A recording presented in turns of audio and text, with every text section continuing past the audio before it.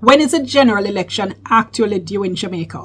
Why is the People's National Party, the opposition PNP, upset at something said by the Legal and Constitutional Affairs Minister? And why do I still say they're overreacting? I'm Dionne Jackson Miller. Thank you so much for joining me. Time for tea.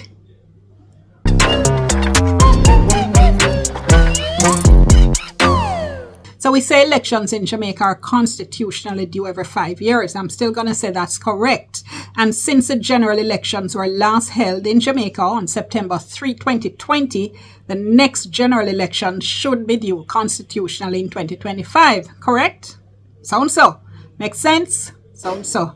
Now the media have been saying that elections are constitutionally due by September 2025, which you probably heard. But when you look at the constitution itself, that's not quite right. Let me tell you why. It's kind of funny because somebody reached out to me on this issue a week or two ago, and then I heard the Legal and Constitutional Affairs Minister Marlene Malahoo Fort talking about it at a meeting of the Parliamentary Committee that's looking into the bill to amend the Constitution and remove the King as our head of state. And you probably know I already said that now, going no way. Did it in the video that you can see here, and I'll link that at the end and below. But back to the general election date. Anyway, with those two coincidences, I thought I should do a video on it. And by the way, now is as good a time as any to say, yes, I was wrong when I said the general election would probably be held early 2025. But, you know, that's all part of the fun in this game that we play, this political game that we play called Guess the Election Date. And that's because of our election system, which we'll talk about a little bit in a minute as well. So the first thing to note is that Parliament has a 5-year term maximum. All right. Generally speaking, there's an exception. But the 5 years, it's important to note, don't start from one election day to the other.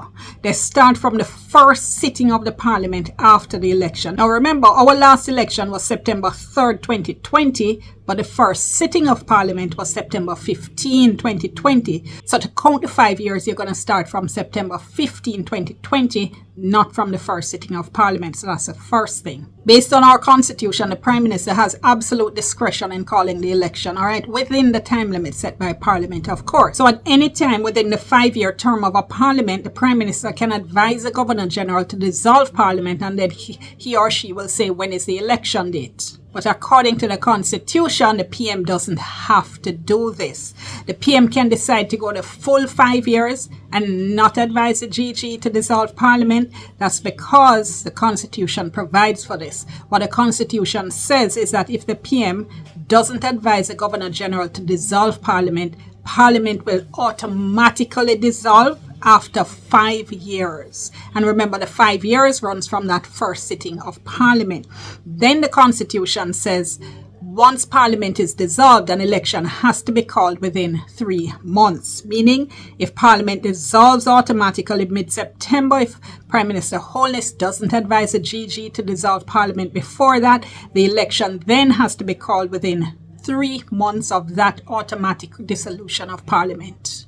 And that would take us to mid-December, not to September. So really and truly, the correct thing to be saying is that elections are constitutionally due by December, not by September. So the Legal and Constitutional Affairs Minister was explaining all this at the Parliamentary Committee, talking about what the Constitution says, including a provision. I mentioned that there was an exception. There's a provision that allows Parliament to extend the life of the Parliament if Jamaica is at war. So when I heard her talking about that, I did say, interesting. Sounds like somebody fly a kite. What color kite? We'll soon get to that. Then the opposition now heard that as well and reacted. This is what the General Secretary, Dr. Dayton Campbell, said. He said it reeks of desperation. It appears to test the patience of people who are already demanding meaningful change. The Jamaican people expect to go to the polls by September 2025 to elect a new government. That expectation, he said, is not merely political, it's constitutional. It must not be frustrated. The public is already engaged, with nearly 42% of Jamaicans say they definitely intend to vote, and another 10% said they're quite likely to vote. He said Jamaica is not at war, and there are no conditions currently present that would permit a lawful extension or deviation from the timeline. That's the timeline in the Constitution. He went on to say the minister's comments are dangerously provocative and entirely unnecessary.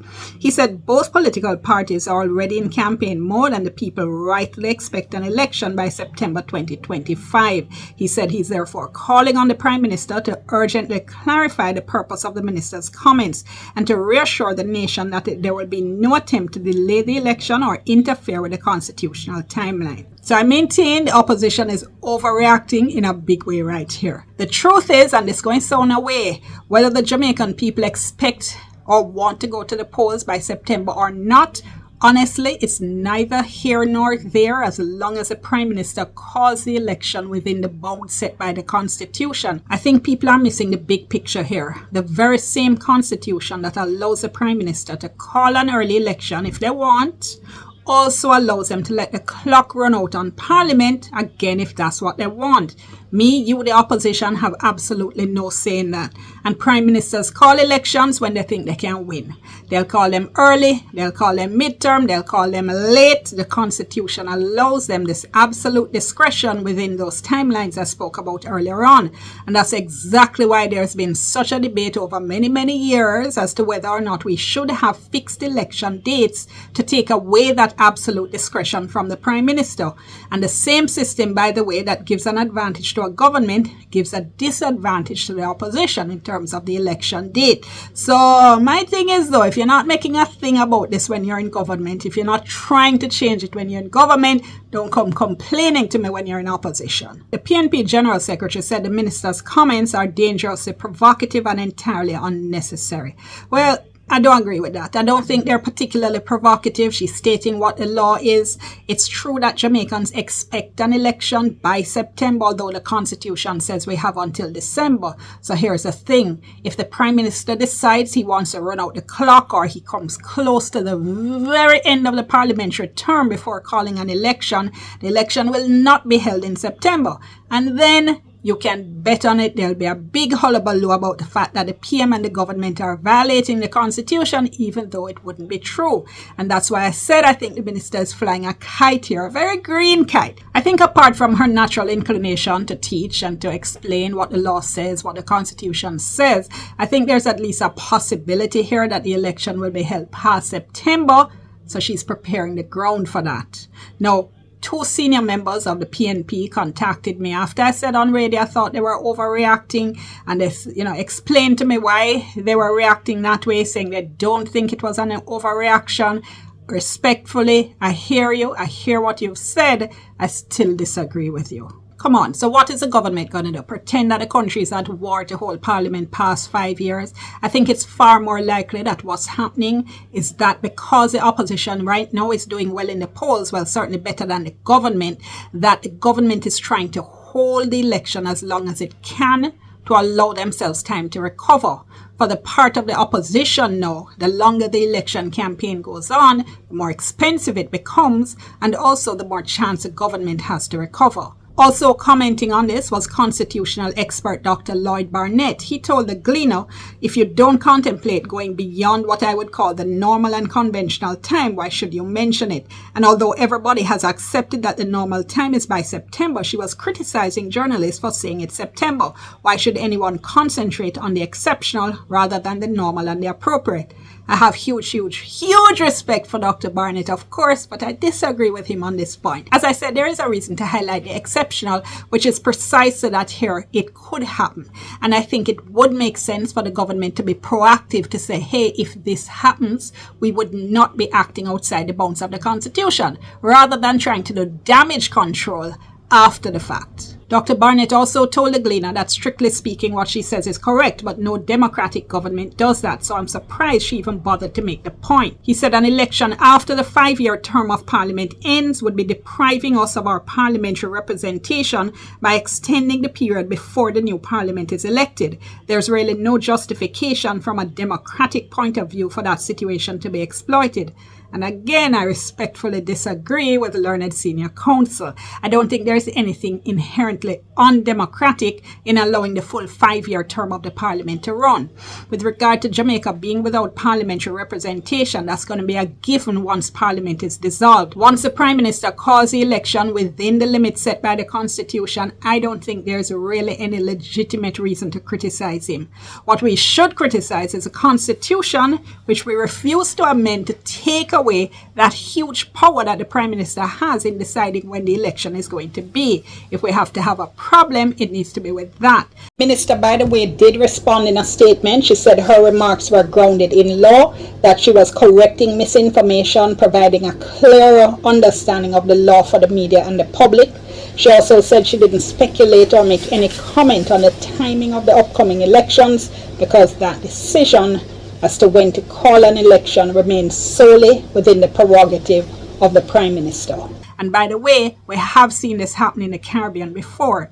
In 2018, Barbados Prime Minister Frendel Stewart allowed Parliament to dissolve automatically. When criticized, he defended his position. He said he was acting within the law. He said the government had 90 days after dissolution of Parliament to name a date for the general election. And he was quoted as saying, "I can assure you, all of that is going to happen. I'm a lawyer of 34 years. I have no vested interest in not subscribing to the rule of law."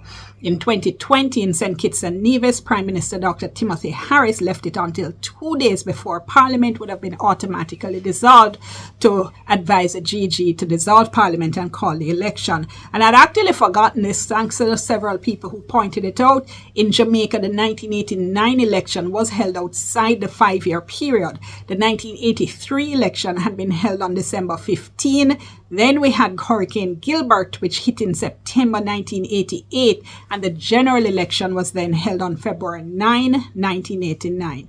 So, what do you think of all of this? Would it bother you if the PM goes right down to the wire on this? Would it bother you if he allowed Parliament to automatically dissolve before deciding when or before announcing when would be the election date? Want to hear from you. Drop your comments below, all right? Just keep it civil. Do like the video. Share it with somebody you think might be interested. Subscribe to the channel if you haven't done so yet. And of course, click that notification bell so you know anytime I drop a new video. I'm Dionne. Thank you so much for watching. Go and drink my tea.